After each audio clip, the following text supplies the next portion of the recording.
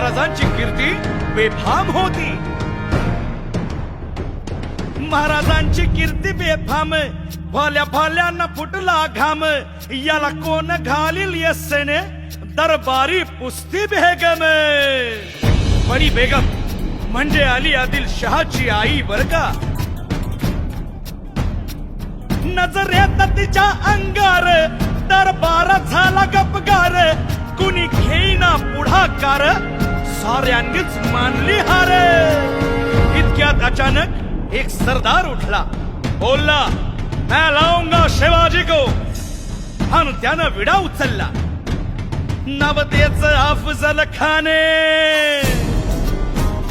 या नवतेच अफजल खाने. जिता जागता जणू सहिताने. कान बोलला छाती ठोकून, शिवबाला टाकतो चिरडून. मरहबा